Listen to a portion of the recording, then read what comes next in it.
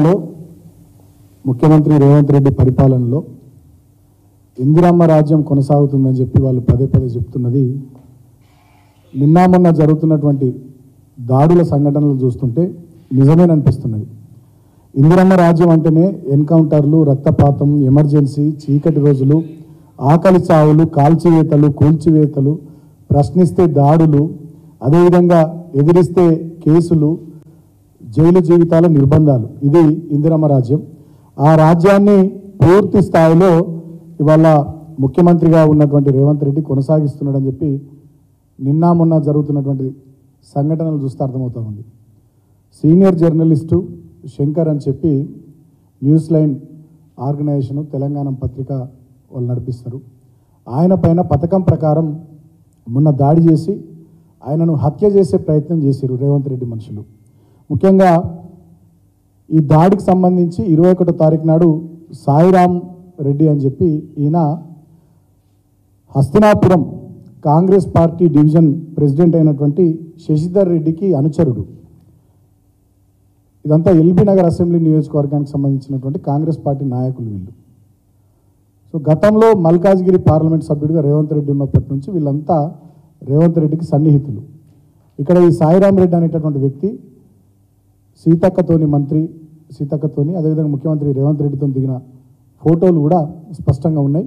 ఇక్కడ మధ్యలో ముందు రోజు శంకర్ వాళ్ళ సీనియర్ జర్నలిస్ట్ శంకర్ వాళ్ళ ఆఫీస్ దగ్గర వాళ్ళు రెక్కి నిర్వహించినటువంటి సీసీటీవీ ఫుటేజ్ కూడా చాలా క్లియర్గా ఉంది. అంటే పథకం ప్రకారం కాంగ్రెస్ పార్టీకి చెందినటువంటి గూండాలు సీనియర్ జర్నలిస్టు శంకర్ను హత్య చేసే పని చేశారు. దానికి ఒక పన్నాగం సీసీటీవీ ఫుటేజ్లు కూడా మేము సోషల్ మీడియా వేదికగా కూడా అందరికి పంపించినాం. అన్నీ కూడా బయటకు వచ్చినాయి. పథకం ప్రకారం ఒక బైక్ వెనుక నుండి ఒక 2 మహిళలు వచ్చి ఆయన కారును గుద్దినట్టు చేసి ఆయనతో గొడవ పెట్టుకున్నట్టు చేసి వెంటనే ఒక ఆమె ఫోన్ చేయగానే 1 నిమిషం లోపల 10 మంది చుట్టుముట్టి ఆ చుట్టుపక్కలనే రెడీ ఉండి వీళ్ళంతా వచ్చి ఆయనను విపరీతంగా కొడుతుంటే స్థానికులు అక్కడ ఉండి వాళ్ళంతా అడ్డుకొని ఆయనను కాపాడతారు. ఆయన యశోద ఆసుపత్రి సోమాజిగూడలో తీవ్ర గాయాల పాలై చికిత్సకు ఆయన చేరితే నిన్న మేమందరం కూడా క్రాంతి గారు మేము చాలామంది నాయకులు అందరం కూడా నిన్న పోయి ఆయనను పరామర్శించినాం. చాలా తీవ్రమైనటువంటి గాయాలు కూడా అయినాయి.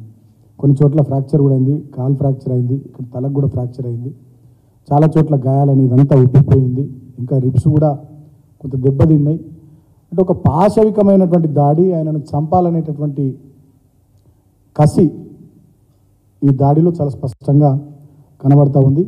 నేను తెలంగాణ సమాజాన్ని అదేవిధంగా మొత్తం మీడియా సమాజాన్ని బుద్ధిజీవులను మేధావులను అందరినీ కూడా వేడుకుంటున్నా ఇటువంటి పాశవికమైనటువంటి దాడిని ముక్త కంఠంతో మనం అందరం కూడా ఖండించాల్సినటువంటి అవసరం ఉంది.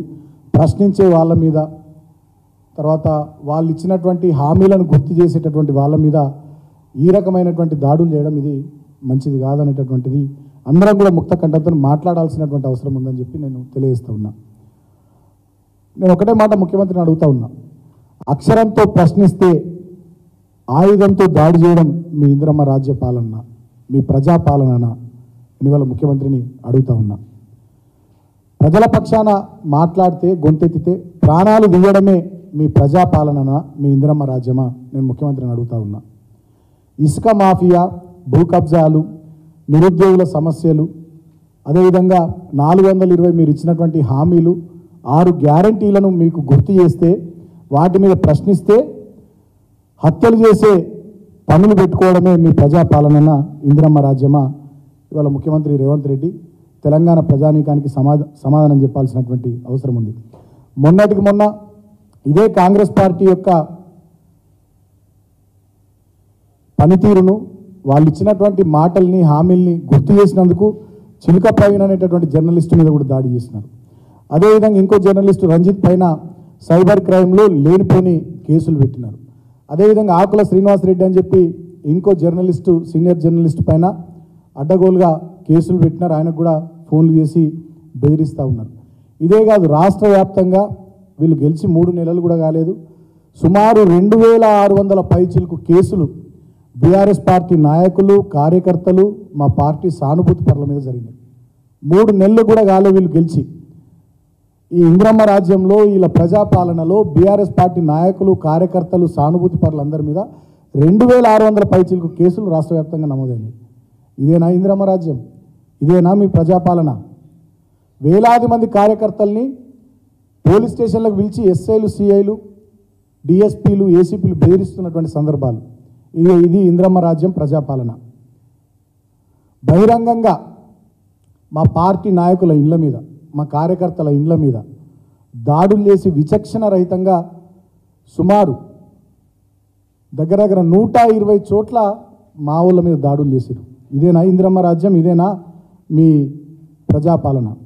మొన్నటికి మొన్న జమ్మికుంటలో ఒక అక్రమ నిర్మాణానికి సంబంధించి, కబ్జా ప్రయత్నానికి సంబంధించి ఒక కౌన్సిలర్ను ప్రశ్నిస్తే సామాన్యుడు, ఆయన మీద మంత్రి పొన్నం ప్రభాకర్ అనుచరుడు రవీందర్ అనేటటువంటి వ్యక్తి విపరీతంగా ఇనుప రాడ్డుతో ఆయన తల ఎట్లా పగలగొట్టిండో మనం మీడియాలో, సోషల్ మీడియాలో చూసినాం. ఇదేనా మీ ఇంద్రమ్మ రాజ్యం? ఇదేనా మీ ప్రజాపాలన? ప్రశ్నిస్తూ ఉన్నాం మేము రేవంత్ రెడ్డి ముఖ్యమంత్రిని.